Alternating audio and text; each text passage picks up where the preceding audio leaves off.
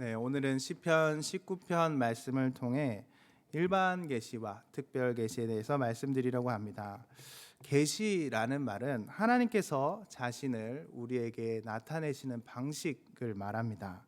이 계시라는 말이 참 어렵게 들릴지 모르지만 어떻게 사용되냐면 하나님께서 우리에게 자신을 계시하셨다라는 식으로 이 계시라는 단어가 많이 쓰여집니다.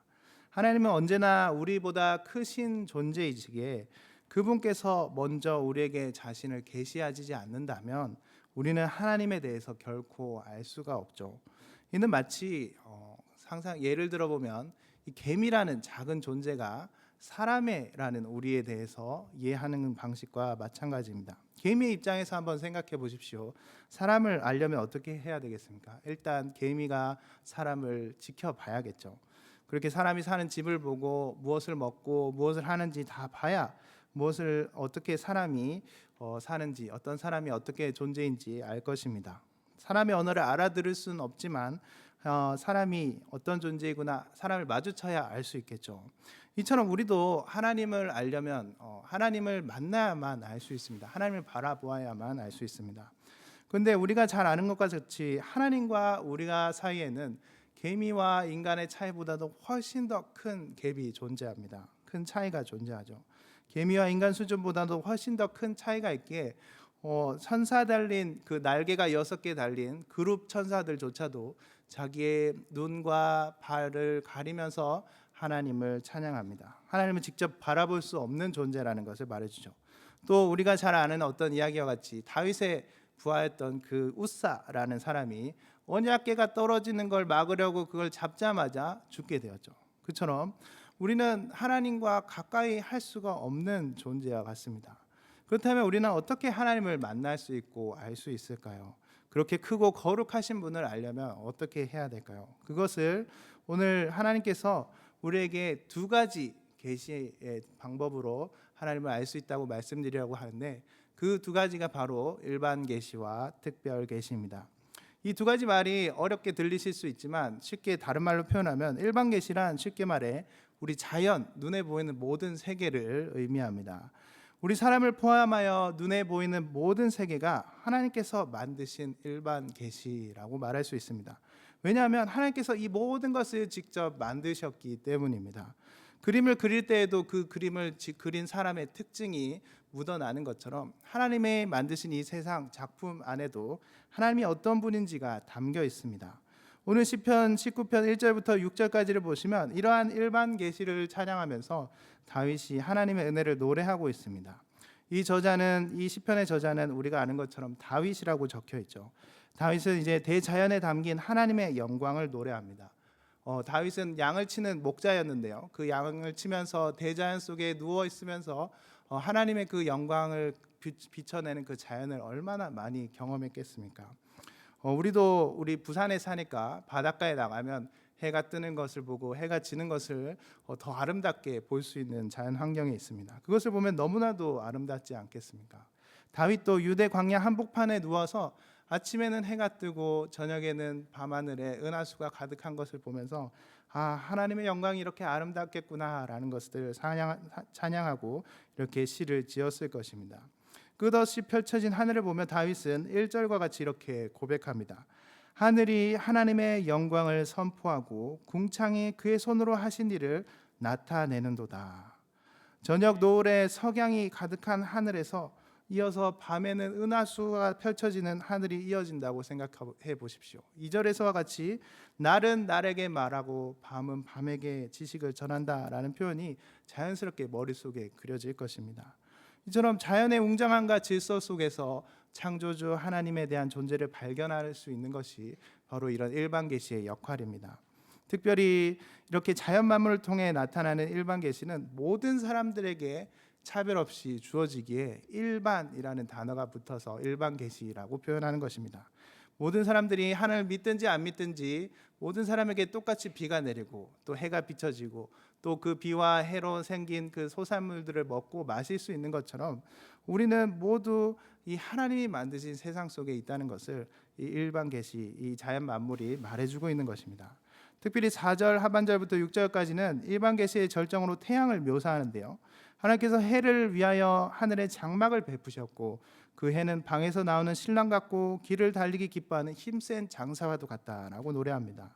하늘 이 끝에서 나와 저 끝까지 쭉 뻗어지는 그 햇빛을 통해서 온 세상이 생물의 힘을 얻고 에너지를 얻게 되는 것, 그것이 우리가 과학을 공부한 사람이라면 다 아는 상식이라고 할 수 있겠죠.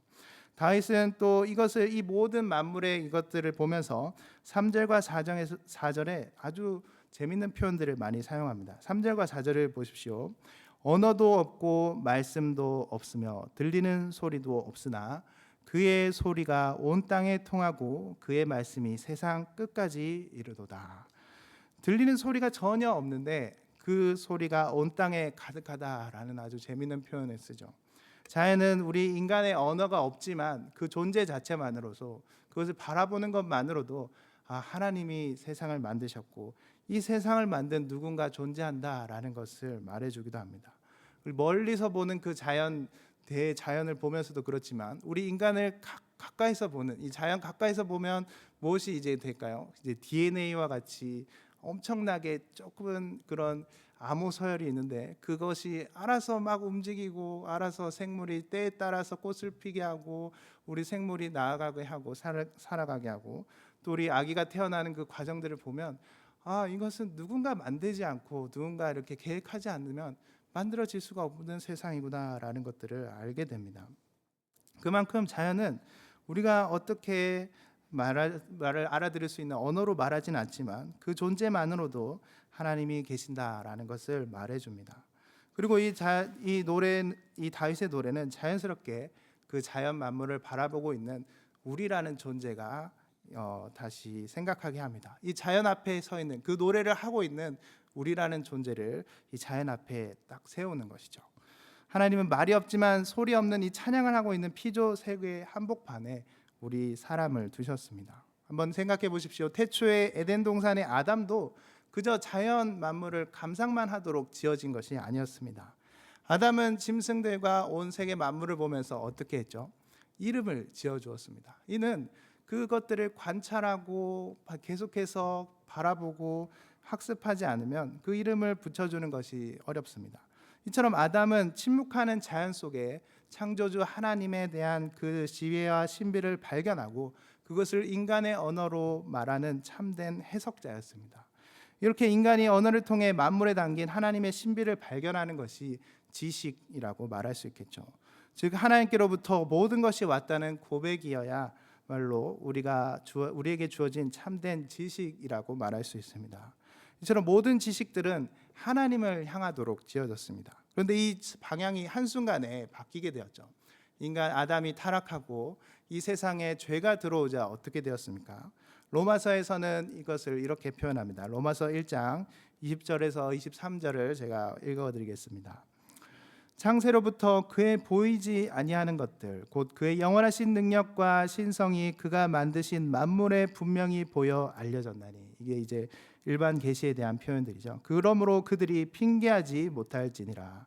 하나님을 알되 하나님을 영화롭게도 아니하며 감사하지도 아니하고 오히려 그 생각이 허망하여지며 미련한 마음이 어두워졌나니 스스로 지혜 있다 하나 어리석게 되어 썩어지지 아니하는 하나님의 영광을 썩어질 사람과 새와 짐승과 기어다니는 동물 모양의 우상으로 바꾸었느니라. 이것이 바로 지식의 타락이자 일반 계시의 한계라고 말할 수 있습니다.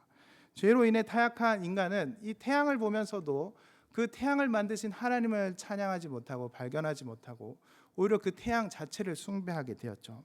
이집트의 태양신 라라는 존재도 그것을 잘 말해줍니다. 우리 한국에도 옛날 시골에 보면 저기 커다랗고 아주 오래된 나무에 띠를 메어놓고 뭔가 영험한 곳이다라고 말하기도 하죠. 이처럼 인간은 참된 해석자의 그런 자격을 상실해 버렸습니다. 하나님을 참되게 이 일반 계시 가운데 하나님을 묵상할 수 있는 그 자리를 상실해 버렸죠. 그 결과 자연은 소리 없는 침묵 속에 영원히 갇혀 신음하고 있을 뿐입니다.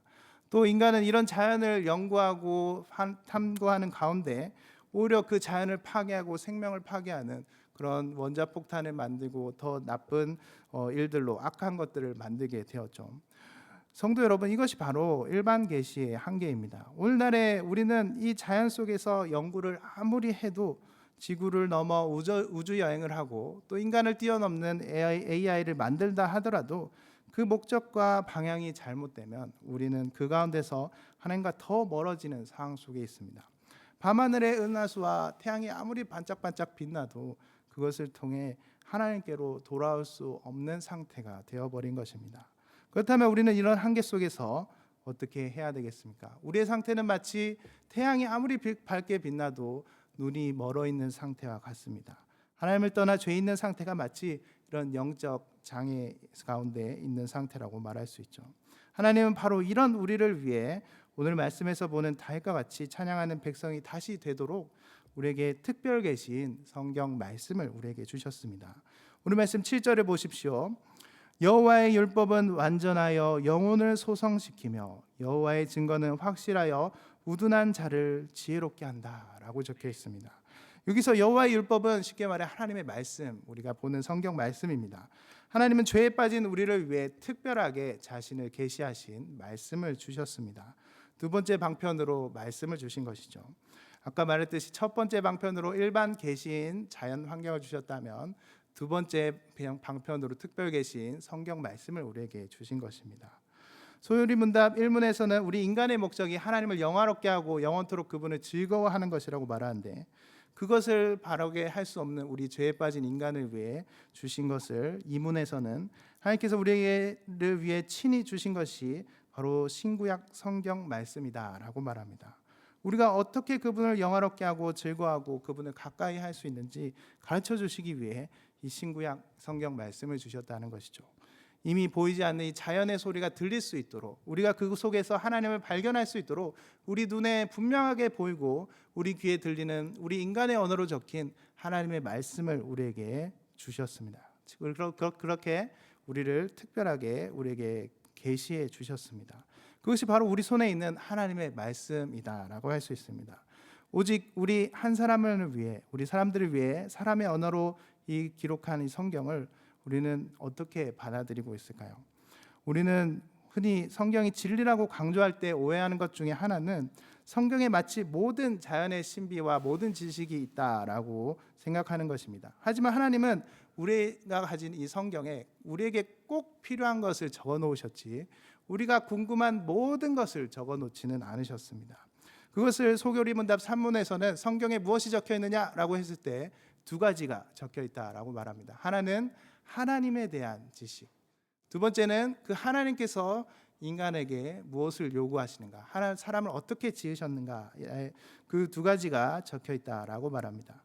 이것을 칼빈은 기독교 강요에서 정리하면서 인간의 이 세상의 거의 모든 지식은 두 가지다라고 말하면서 하나님에 대한 지식과 사람을 아는 지식이다라고 말하고 그렇게 정리하기도 했죠. 이처럼 하나님은 다시 우리가 이 자연 속에서 하나님을 발견하기 위해 또 우리가 창조주 하나님을 찬양하기 위해 말씀을 주셨습니다. 특별히 7절부터 보시면 다윗은 하나님에 대한 호칭을 다르게 말합니다. 히브리 성경에서 이걸 잘 표현하고 있는데 우리가 보는 한글 성경에도 이것을 달리하기 위해 다시 다르게 표시해 놓은 것을 볼 수 있습니다. 1절에 보시면 하늘이 하나님의 영광을 선포한다라고 하면서 하나님을 하나님이다라고 표현하죠. 그리고 7절을 보시면 하나님이 아닌 여호와라는 말이 등장합니다. 히브리어로 말하면 이 1절에 나오는 이 하나님은 엘이라는 단어를 사용합니다. 엘. 이것은 창조주 하나님, 신적인 존재라는 걸 뜻하는 단어인데요. 7절부터는 여호와라는 야훼라는 단어를 바꿔서 표현하는 것이죠. 우리가 잘 보시면 7절부터 9절까지 이 여호와라는 이 이름이 운율에 맞춰서 등장하는 것을 볼 수 있습니다. 7절, 8절, 9절 이 세 절을 잘 보시면 여호와라는 말이 두 개씩 쌍을 이루어서 존재합니다. 여호와의 율법은 완전하다. 여호와의 증거는 확실하다. 여호와의 교훈은 정직하다. 여호와의 계명은 순결하다라고 하면서 여호와라는 말이 계속해서 등장하는데 이 여호와가 어떤 이름입니까? 이스라엘 백성들에게 자기의 언약, 이스라엘 백성들과 언약을 맺고 이스라엘 백성들을 구원하실 때 하나님께서 직접 가르쳐 주신 이름이 바로 이 여호와라는 말입니다.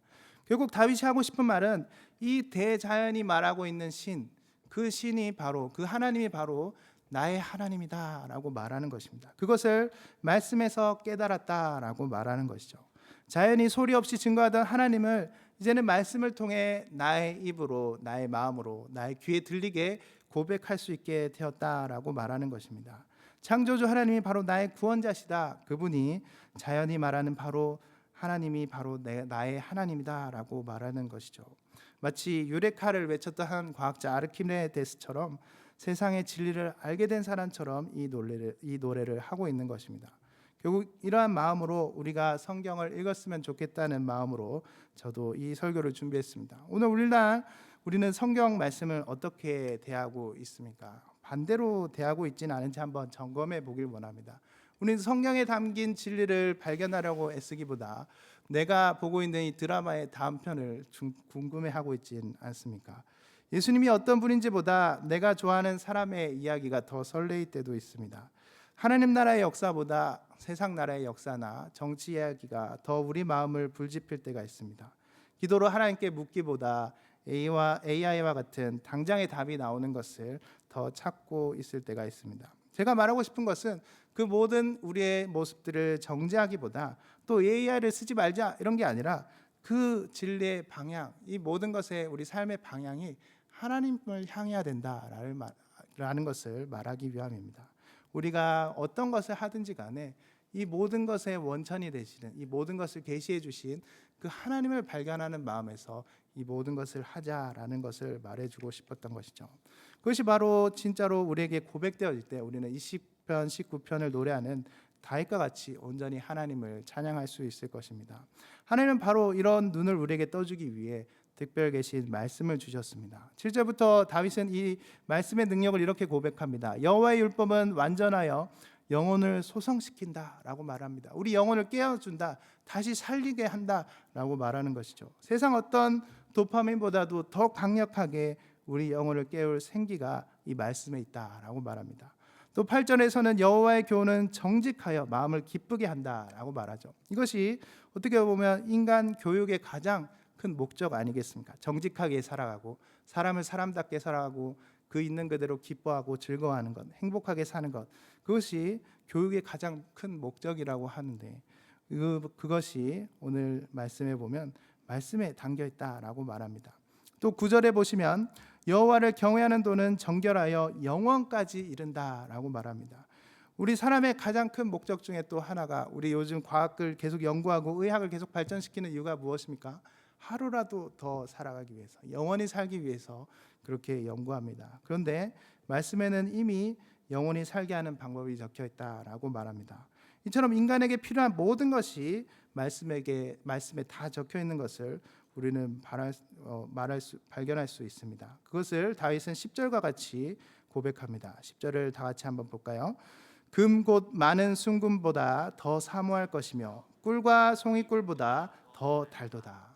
이것을 오늘날로 말하면 대박이다, 죽인다, 세상 말로 표현하자면 욕을 섞어가면서 와 끝내준다라고 말을 하는 것이겠죠. 이 특별 계시의 말씀이 우리 심령에 부어질 때 이것이 진짜 진리구나라는 걸 깨달아질 때 우리는 이 10절과 같이 고백할 수 있을 것입니다. 사랑하는 성도 여러분, 하나님의 말씀은 이처럼 우리를 위해 주어졌습니다. 우리가 이 세상을 바르게 즐기기 위해서, 바르게 하나님께로 이 세상 속에서 나아가기 위해 우리에게 주어졌습니다. 그런데 이 성경 말씀은 이렇게 우리에게 달콤한 것만을 주기 위해 주어지지 않았습니다. 11절을 보십시오. 또 주의 종이 이것으로 경고를 받고 이것을 지킴으로 상이 크니이다. 꿀처럼 달콤했던 마음이 이제는 경고가 된다라고 말합니다. 왜냐하면 우리는 여전히 이 달콤함을 맛보고도 여전히 이 하나님과 멀어지려는 이 죄의 습성이 있기 때문입니다. 그 경고를 12절과 13절에서 세 가지로 표현하는데요.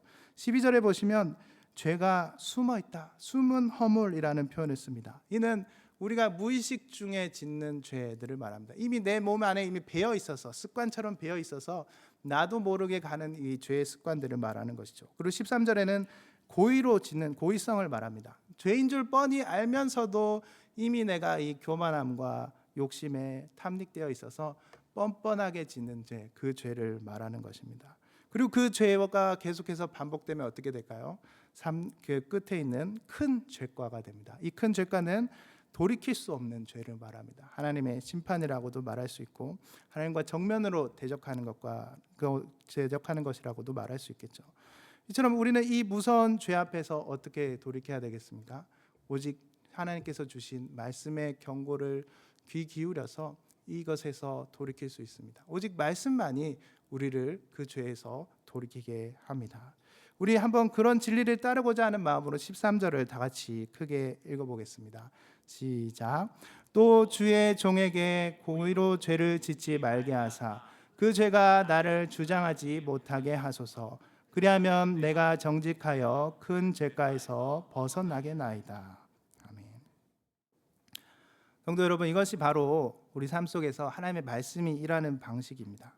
말씀은 마치 저는 오늘 말씀에서 운전 자동차의 핸들에 한번 비유해 보고 싶습니다. 보통 말씀을 보면 렌즈나 내비게이션에 이제 비유를 하는데 오늘 저는 이제 이 자연을 자동차로 또 하나님의 말씀을 핸들이라고 비유하고 싶습니다. 핸들이 없으면 자동차를 운전할 수 없겠죠. 그처럼 하나님은 이 말씀을 통해서 이 자연이라는 엄청난 것을 우리가 운용할 수 있게 하셨습니다. 근데 우리가 그것을 제대로 하지 못하면 어떻게 될까요? 잘못된 곳을 가고 그 우주선을 만들고 AI까지 만들더라도 이것이 방향이 잘못되면 우리가 그것을 잘못 돌리면 다른 데로 이상한 데로 우리를 죽음으로 절벽으로 내몰 수 있습니다. 근데 성령님은 우리에게 그 말씀을 깨닫게 하시도록 우리에게 내비게이션과 같이 이쪽으로 가라, 이쪽으로 핸들을 돌려 이렇게 계속해서 말씀하시죠. 성령님이 하시는 일 중에 하나는 우리를 계속해서 우리 안에서 설득시키는 것입니다. 우리를 절대로 강제로 가게 하지 않습니다. 계속해서 말씀이 깨닫게 하셔서 이쪽으로 가는 것이 맞구나, 이쪽으로 가야 되는구나 라는 것을 깨닫게 합니다. 그렇게 우리는 우리가 가진 이 말씀의 핸들을 가지고 우리 손으로 우리 의지를 가지고 우리 바른 방향으로 하나님께로 나아갈 수 있어야 됩니다. 그렇게 될 때 우리는 하나님의 말씀을 바르게 묵상하고 이 세상 가운데 올바로 하나님이 만드신 세상을 만끽하고 그것을 즐기고 바라볼 수 있습니다. 그것이 14절의 다윗의 마지막 고백이라고 할 수 있습니다. 한번 14절을 다 같이 읽어보겠습니다. 나의 반석이시오 나의 구속자이신 여호와여 내 입의 말과 마음의 묵상이 주님 앞에 연락되기를 원하나이다. 오늘 다윗은 자연과 이 하나님 말씀 사이에서 있는 자신을 바라보면서 14절을 고백으로 마무리합니다. 나의 반석이시오 나의 구속자이신 여호와여 내 입의 말과 마음의 묵상이 주님 앞에 연락되기를 원하나이다. 여기서 이 연락된다라는 이 단어는 하나님께 흠없는 제물이 하나님께 온전히 바쳐지는 것을 그럴 때만 쓰는 단어입니다. 근데 지금 이 다윗이 쓰고 있는 이 단어를 다윗이 어디서 쓰고 있습니까? 자연, 곧 자신의 일상 속에서 쓰고 있습니다. 성전 안이 아니라 성전 밖에서 그렇게 쓰여지고 있습니다. 자기가 이 온 세상 만물이 이미 찬양하고 있는 그 하나님을 나도 그 방향에 맞게 나도 이 세상 속에서 하나님을 묵상하고 예배하는 그런 사람이 되고 싶다라는 마음으로 그렇게 이 세상을 묵상하면서 이 세상 일상 속에서 하나님을 묵상하는 그런 존재가 되기를 소원하는 것입니다. 여러분, 그것이 하나님께서 우리에게 말씀을 통해 우리에게 어떤 사람으로 만들어 가고자 하는 그런 로드맵이라고 할 수 있습니다. 하나님께서 그렇게 우리를 창조하셨습니다. 이 세상 속에서 하나님을 발견하고 하나님을 찬양하고 그걸 그렇게 묵상하도록 하나님께서 우리를 창조해 주셨습니다. 그러므로 우리가 우리 일상에서 하나님을 그렇게 묵상하는 자 되기 소원하는 마음에서 우리 계속해서 한번 찬양을 할 텐데요. 찬송가 478장 참 아름다워라 라는 이 찬양으로 함께 그렇게 고백하며 나가실 때 하나님, 나도 하나님 이 고백을 나의 일상 속에서 이제 예배의 자리가 아니라 나의 일상 속에서 그렇게 드릴 수 있게 해주세요 라는 마음으로 한번 고백하면서 나갔으면 좋겠습니다.